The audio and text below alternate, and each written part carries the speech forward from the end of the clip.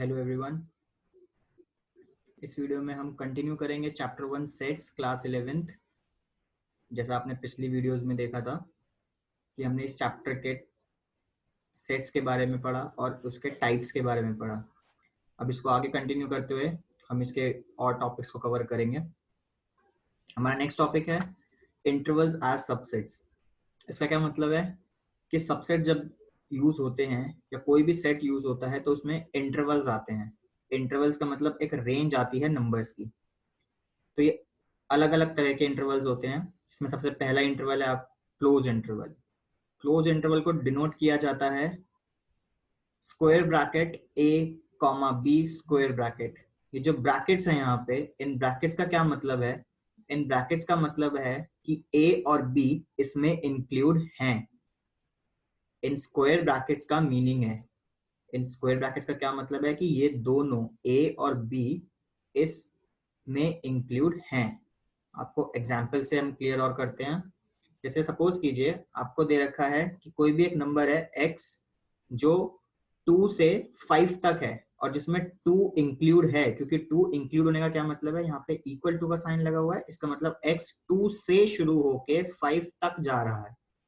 क्योंकि दोनों में इक्वल टू का साइन है, इसलिए जब इसको हम इंटरवल की फॉर्म में लिखेंगे तो इसमें दोनों साइड स्क्वायर ब्रैकेट लगेंगे। तो इन शॉर्ट आप ऐसे याद रख सकते हैं, जब इक्वल टू का साइन होता है तो स्क्वायर ब्रैकेट यूज होते हैं। और अगर हमें इनको सेट्स की फॉर्म में लिखना हो, इसका मतलब अगर हमें इसको पैरेंथेसिस वाले ब्रैकेट की फॉर्म में लिखना हो तो हम इसको क्या लिखेंगे? 2 से स्टार्ट होके 3, 4 और 5। इसका मतलब है कि ये 2 से स्टार्ट होके 5 तक जा रहा है, जिसमें 2, 3, 4 और 5 भी इंक्लूड है। और इसका मतलब क्या है? इसका मतलब है 2 से 5। यहाँ पे 2, 3, 4, 5 ही है और यहाँ 2 से 5 तक है। सेकेंड इंटरवल आता है close eight one and and open at other and, यानी एक एंड से खुला हुआ, दूसरे एंड से बंद। अभी हमने डिस्कस किया कि जब क्लोज इंटरवल होता है तो इसका क्या मतलब होता है? Square bracket. अब ओपन का मतलब क्या है, आइए देखते हैं। इसको हम डिनोट करते हैं स्क्वायर ब्रैकेट ए कॉमा बी कर्व्ड ब्रैकेट, इसको बोलते हैं कर्व्ड ब्रैकेट। और curved bracket A comma be close bracket. जैसे हमने अभी डिस्कस किया कि क्लोज ब्रैकेट तब यूज होता है जब इक्वल टू का साइन लगा होता है। तो यहाँ से आप समझ सकते हैं कि ए यहाँ पे इक्वल टू के साइन में होगा तो स्क्वायर ब्रैकेट लगेगा, और बी इक्वल टू के साइन में नहीं होगा तो कर्व्ड ब्रैकेट लगेगा। इसको एग्जाम्पल से और क्लियर करते हैं। फॉर एग्जाम्पल सपोज कीजिए कि आपको यहाँ पे कोई भी एक नंबर x दे रखा है जो 2 से लेके 5 तक है और इक्वल टू का साइन 2 पे लगा हुआ है, यानी 2 इसमें इंक्लूड है लेकिन 5 इंक्लूड नहीं है। तो इसको हम कैसे डिनोट करेंगे? इसको हम डिनोट करेंगे स्क्वायर ब्रैकेट 2, 5 ओपन ब्रैकेट। इसको हम कहते हैं ओपन ब्रैकेट या फिर इसको कर्व्ड ब्रैकेट भी बोला जाता है। तो जहां इक्वल टू का साइन है वहां हमने स्क्वायर ब्रैकेट लगाया है। तो यहाँ पे ये इस साइड से क्लोज्ड है और 5 की साइड से ओपन है। इसको अगर दूसरे तरीके से देखा जाए, अगर 5 की साइड इक्वल टू हो तो इसको कैसे लिखेंगे? बिल्कुल, जहां इक्वल टू का साइन होगा वहां पे स्क्वायर ब्रैकेट आएगा। इस चीज का ध्यान रखना है। तो सेकंड केस हमारा हो गया close eight one and and open at the other and. अगर हमें इन दोनों केसेस को सेट्स की फॉर्म में लिखना हो, यानी पैरेंथेसिस वाले ब्रैकेट में लिखना हो, तो कैसे लिखेंगे? यहाँ 2 जो था वो क्लोज ब्रैकेट के साथ है, इसका मतलब 2 इस रेंज में आएगा। तो 2, 3, 4 और 5। 5 हम नहीं लिखेंगे क्योंकि 5 वाली साइड ओपन ब्रैकेट है, यानी ये इंक्लूड नहीं है। तो इसलिए इसके नंबर हो गए 2, 3 और 4। और अगर इस केस की बात की जाए, यहाँ पे ओपन ब्रैकेट 2 की साइड है और क्लोज ब्रैकेट 5 की साइड है, इसलिए ये इसमें 2 इंक्लूड नहीं होगा, ये 3, 4 और 5 से इंक्लूड होगा। हम यहाँ पे सिर्फ नेचुरल नंबर्स की बात कर रहे हैं, ये केसेस सिर्फ नेचुरल नंबर्स के हैं। थर्ड आता है ओपन इंटरवल। अब आपको तो क्लियर हो ही गया होगा, ओपन इंटरवल का मतलब कि दोनों साइड हमारे जो होते हैं वो कर्व्ड ब्रैकेट्स होते हैं जिसमें दोनों ही इंक्लूड नहीं होते, यानी इन दोनों के बीच के जो भी नंबर होंगे हम उनको लेंगे। फॉर एग्जाम्पल x जो है वो 2 से 5 के बीच में है, इसका मतलब दोनों साइड इक्वल टू नहीं है, तो ये कौन सा इंटरवल हो गया, ये ओपन इंटरवल हो गया, और इसको डिनोट किया जाएगा कर्व ब्रैकेट 2, 5, क्योंकि दोनों साइड इक्वल टू नहीं है। अगर इसी को हम सेट्स की फॉर्म में लिखें, क्योंकि सेट्स के जो एलिमेंट होते हैं वो वही वाले एलिमेंट होते हैं जो इसके अंदर इन ब्रैकेट्स के अंदर लिखे जाते हैं, तो यहाँ से हम सिर्फ लिखेंगे 3 और 4, जो कि हमारे नेचुरल नंबर्स के केस में होते हैं। तो याद रखिएगा, ये जब इंटरवल्स की बात होगी हमारे, ये 3 तरह के इंटरवल्स होते हैं, और इन रेंज को, या फिर हम इसको लेंथ भी बोल सकते हैं, इनको बोला जाता है लेंथ ऑफ द इंटरवल। 2,5, 2,5, 2,5, यानी इन ब्रैकेट्स को ध्यान में रखिएगा और आप क्वेश्चंस को केयरफुली अटेम्प्ट कीजिएगा। नेक्स्ट हम डिस्कस करते हैं हमारे नेक्स्ट टॉपिक को, जो कि है हमारा यूनिवर्सल सेट। यूनिवर्सल सेट का मतलब होता क्या है?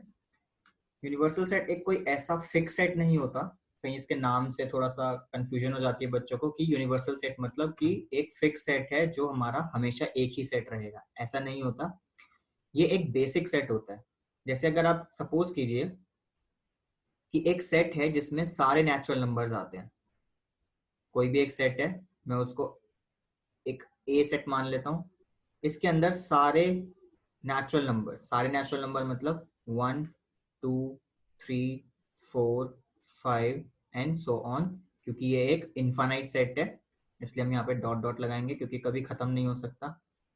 एक सेट मान लिया जहाँ पे सारे नेचुरल नंबर्स हैं, और एक दूसरा सेट ले लिया बी जिसमें सारे ऑड नेचुरल नंबर्स हैं, that means 1, 3, 5 and so on. ये भी एक इनफाइनाइट सेट है। और एक सेट ले लिया सी जिसमें सारे इवन नेचुरल नंबर्स है, 2, 4, 6 सो ऑन। तो यहां से आप देखिए कि जो बी और सी का बेसिक सेट है, बी और सी कहां से आया, बी और सी का जो बेसिक सेट कंसिडर किया गया है यहाँ पे वो ए सेट किया गया है, इसलिए यहाँ पे ए सेट को बोला जाएगा universal set of B and C. तो यूनिवर्सल का मतलब कोई फिक्स नहीं होता, वो पर्टिकुलर क्वेश्चन के हिसाब से चेंज होता है, बट यूनिवर्सल का नाम यहाँ पे आप ये देख सकते हैं कि यूनिवर्सल सेट मतलब बेसिक सेट, कोई भी एक बेसिक सेट जिसके अंदर से सारे के सारे सबसेट्स निकले हैं, ऐसे बेसिक सेट्स को हम क्या कहते हैं, यूनिवर्सल सेट। इसको जनरली यू से डिनोट किया जाता है, कैपिटल यू।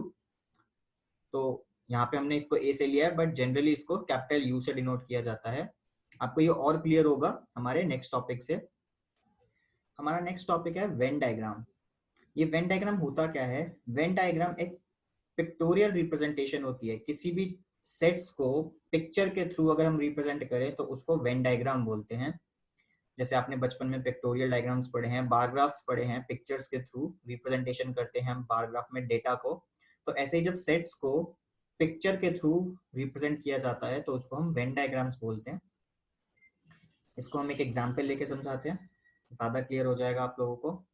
तो सपोज कीजिए कि एक सेट है, मैं ऊपर वाला इसमें एग्जांपल ले लेता हूँ। सपोज करो कि यहाँ पे आपका एक यूनिवर्सल सेट है जिसमें सारे नेचुरल नंबर्स हैं, that means 1 to infinity, that means 1 to infinity, 1 2 3 4 से लेके इंफिनिटी तक। और एक सेट है ए जिसमें सारे इवन नंबर्स हैं, और एक सेट है बी जिसमें सारे ऑड नंबर्स हैं।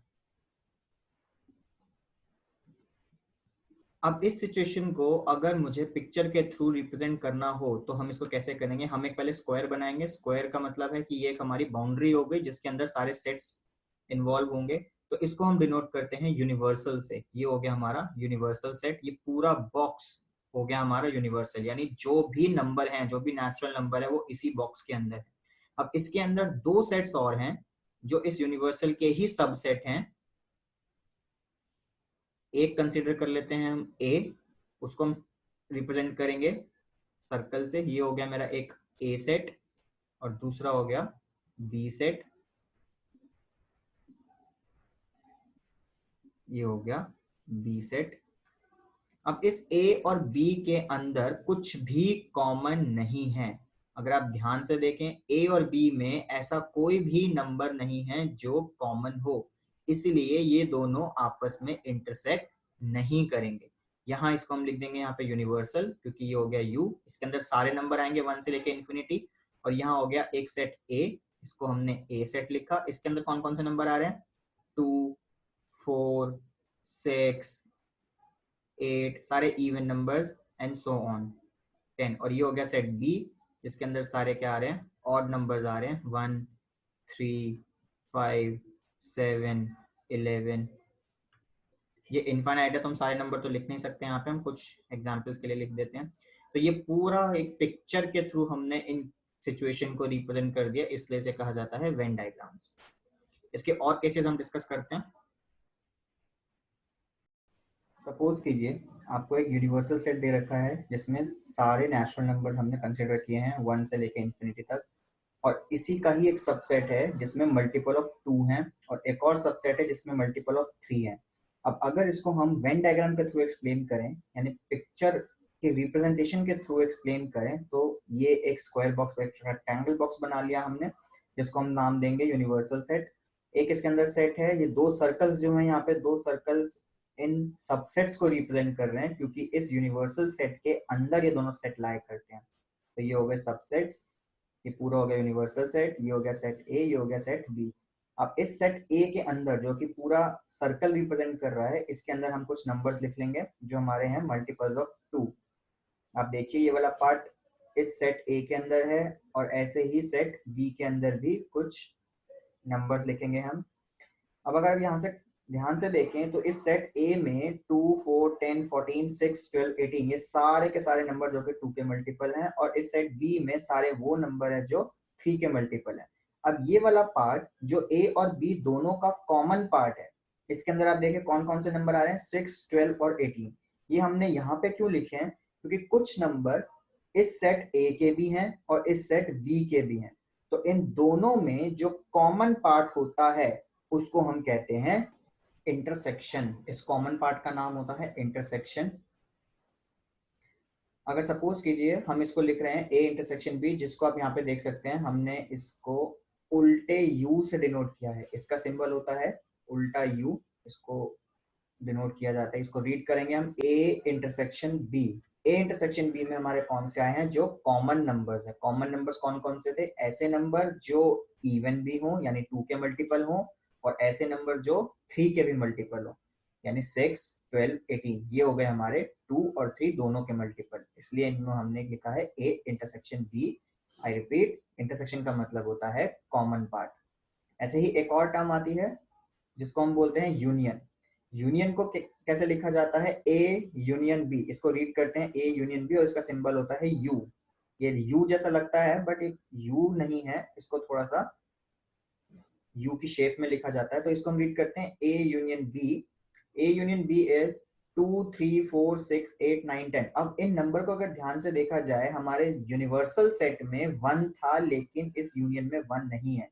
क्यों नहीं है? क्योंकि ए और बी दोनों में 1 नहीं आता। तो ए यूनियन बी में हम ए के भी सारे नंबर लिखेंगे और बी के भी सारे नंबर लिखेंगे। तो यहाँ पे 2 आया, 3 आया, 4 आया, लेकिन 5 नहीं है, क्योंकि 5 ना तो 2 का मल्टीपल है ना 3 का मल्टीपल है, ना वो ए के सेट में आता ना वो बी के सेट में आता, इसलिए हमने 5 नहीं लिखा। ऐसे ही 6 लिखा, फिर 7 नहीं लिखा, 8, 9, 10, 11 हमने फिर नहीं लिखा, क्योंकि 11 ना 2 का मल्टीपल है ना 3 का मल्टीपल है। ऐसे ही ये हम वही नंबर लिखेंगे जो ए और बी दोनों में से किसी ना किसी सेट में लिखे गए हैं। तो ए यूनियन बी का मतलब है कि दोनों के सेट में नंबर या एलिमेंट्स मिला के जो हमारे आएंगे उसको हम यूनियन बोलते हैं, और जो कॉमन आया है दोनों में उसको हम इंटरसेक्शन बोलते हैं। इसी को अगर हम वेन डायग्राम से डिस्कस करें तो ये वाला पार्ट जो है ये हो गया हमारा कॉमन वाला पार्ट, ये हो गया इंटरसेक्शन क्योंकि ये है कॉमन। और यूनियन की बात की जाए, ये पूरा ए सर्कल और पूरा बी सर्कल ये क्या आता है? यूनियन, क्योंकि ए और बी दोनों में जो नंबर लिखे हैं मिला के उसे हम कहते हैं union. Next is difference of sets. जब दो सेट्स के बीच में डिफरेंस निकाला जाता है तो कैसे निकालते हैं? कंसिडर करते हैं एक ए सेट को 1, 2, 3, 4, 5, 6 एलिमेंट्स हैं जिसमें, एक दूसरा सेट बी जिसमें 2, 4, 6, 8 हैं। अब जब इनका हम डिफरेंस निकालेंगे, a माइनस बी का क्या मतलब है? a माइनस बी का ये मतलब है कि a के ऐसे कौन से एलिमेंट हैं जो b में नहीं है। आई रिपीट, a के ऐसे कौन से एलिमेंट हैं जो b में नहीं है। अब अगर आप ध्यान से इसको देखें तो a के पास 1 है लेकिन b के पास 1 नहीं है, a के पास 3 है, b के पास 3 नहीं है, a के पास 8 नहीं है लेकिन b के पास 8 है। तो हमें यहाँ पे वो एलिमेंट लेने हैं जो a के पास हैं लेकिन b के पास नहीं है। तो वो कौन से एलिमेंट होंगे?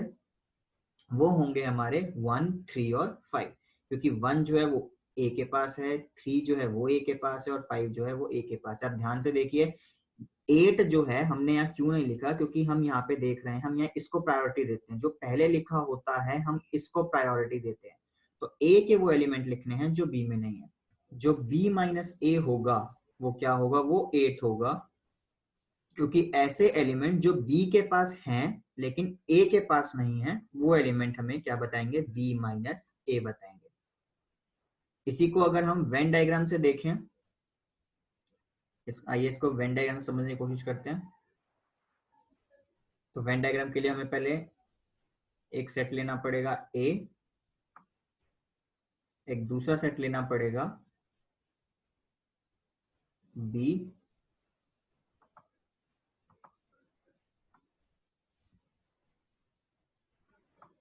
अब A माइनस बी का क्या मतलब है?